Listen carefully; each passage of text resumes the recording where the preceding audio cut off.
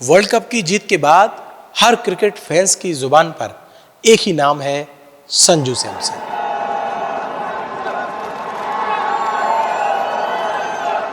संजू सैमसन और संजू सैमसन। क्रिकेट भले ही गेम हो, लेकिन भारत को तीसरी बार T20 वर्ल्ड कप चैंपियन बनाने में अगर किसी एक खिलाड़ी को सबसे बड़ा श्रेय दिया जाए तो वो संजू सैमसन ही है।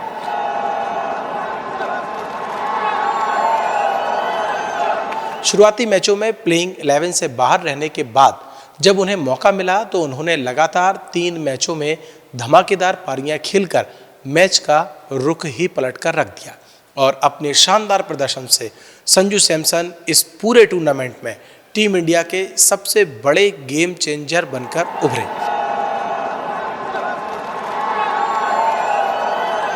अब उनका नाम इतिहास के सुनहरे पन्नों में दर्ज हो चुका है, लेकिन इस चमकदार जीत के पीछे संघर्ष, इंतजार और जबरदस्त वापसी की एक ऐसी कहानी छिपी है जो किसी फिल्म की स्क्रिप्ट से कम नहीं।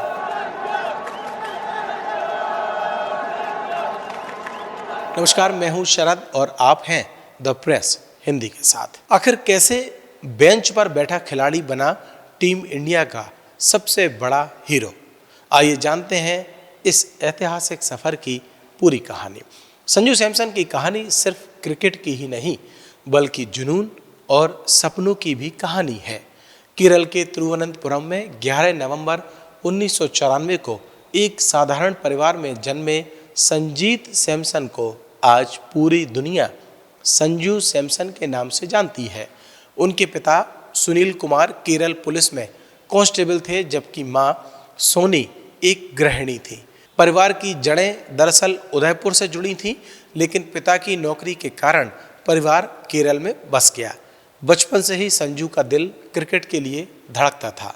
उनके पिता बताते हैं कि उन्होंने महज 3 साल की उम्र से गली क्रिकेट खेलना शुरू कर दिया था। घर की बालकनी से गेंद फेंककर घंटों प्रैक्टिस करना उनके लिए खेल नहीं, जुनून था। लेकिन इस जुनून के रास्ते में संघर्ष भी कम नहीं थे। परिवार की आर्थिक स्थिति मजबूत नहीं थी। एक समय ऐसा भी आया जब छोटी उम्र में संजू को कई रातें भूखे पेट गुजारनी पड़ी। द हिंदू की एक रिपोर्ट के मुताबिक जब संजू करीब 10 साल के थे तो एक दिन क्लब में प्रैक्टिस के बाद उनके पास खाने के पैसे नहीं थे। कोच ने उन्हें रोटी दी, लेकिन संजू ने खुद खाने से पहले उसे अपने दोस्तों में बांट दिया। ये छोटी सी घटना उनके बड़े दिल और इंसानियत की झलक दिखाती है। एक इंटरव्यू में संजू ने कहा था, मैंने कभी हार नहीं मानी। क्रिकेट ही मेरी जिंदगी थी। भूखा भी रहा तो मैदान पर खेलने से पीछे नहीं हटा। बेटे के सपने को उड़ान देने के लिए उनके पिता सुनील कुमार ने अपनी सीमित सैलरी का बड़ा हिस्सा क्रिकेट किट और ट्रेनिंग पे खर्च कर दिया। यहाँ तक कि परिवार ने कर्ज लेकर भी संजू की ट्रेनिंग जारी रखी। यही संघर्ष आगे चलकर उस खिलाड़ी को गढ़ रहा था जो एक दिन भारतीय क्रिकेट का बड़ा सितारा बनने वाला था। महज 17 साल की उम्र में प्रथम श्रेणी क्रिकेट में कदम रखने वाले संजू की शुरुआत भले ही साधारण रही, लेकिन अगले ही सीजन में उन्होंने 2 शतक और 1 अर्धशतक लगाकर क्रिकेट जगत को अपनी प्रतिभा का एहसास करा दिया। उनकी इसी काबिलियत को देखते हुए राजस्थान रॉयल्स ने उन्हें IPL में मौका दिया। उस वक्त टीम के कोच राहुल द्रविड़ ने संजू को भविष्य का भारतीय स्टार बताया था। IPL में शानदार प्रदर्शन के बाद 2015 में जिम्बाब्वे दौरे पर उन्हें अंतर्राष्ट्रीय क्रिकेट में मौका भी मिला, लेकिन शुरुआत उम्मीद के मुताबिक नहीं रही। इसके बाद शुरू हुआ लंबा इंतजार। घरेलू क्रिकेट और IPL में लगातार रन बनाने के बावजूद संजू लंबे समय तक टीम में अपनी जगह पक्की नहीं कर पाए। 2024 के T20 विश्व कप में वो टीम का हिस्सा तो थे, लेकिन ज़्यादातर समय बेंच पर ही बैठे रहे। लेकिन कहते हैं ना, असली खिलाड़ी वही होता है जो मौके का इंतज़ार करता है और जब मौका मिले तो इतिहास लिख देता है। संजू ने भी यही किया। उन्हें जब खेलने का मौका मिला तो सिर्फ 5 T20 अंतर्राष्ट्रीय मैचों में 3 शतक ठोककर अपनी विस्फोटक क्षमता का ऐसा प्रदर्शन किया कि दुनिया दंग रह गई।